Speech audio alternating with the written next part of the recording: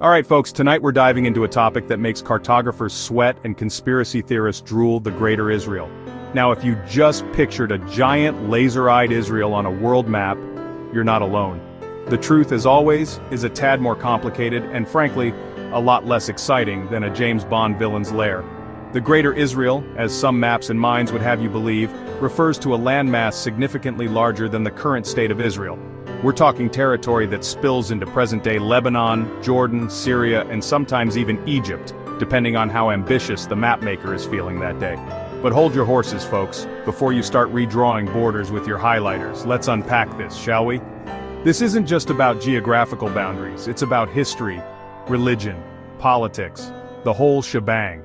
And like most things in this region, it's less straightforward than a pretzel factory after an earthquake. The roots of this Greater Israel concept dig deep into history, all the way back to the Bible. You see, the Hebrew Bible, or the Old Testament for our Christian viewers, mentions a promised land for the Israelites, often described as stretching from the river of Egypt to the great river, the river Euphrates. Now before you grab your atlas and start measuring, let's remember something: the Bible is a complex text, open to interpretation, kind of like the instructions for assembling IKEA furniture. Fast forward a few millennia, and this historical and religious idea gets hijacked by politics. In the 19th century, along came the Zionist movement, advocating for a Jewish state in their historical homeland.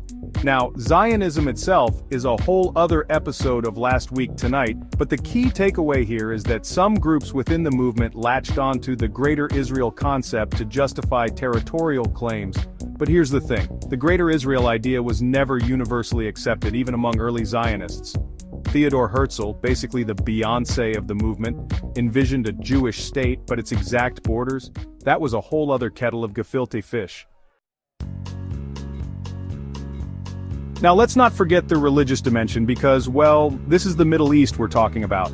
The Greater Israel concept holds significance for some religious groups, with interpretations varying wildly. Some see it as a literal, divinely ordained map for a future kingdom, while others view it more metaphorically, as a representation of spiritual dominion or historical connection.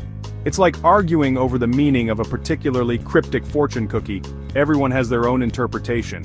But here's where things get dicey. Using religious beliefs to justify territorial claims is like playing Jenga with dynamite.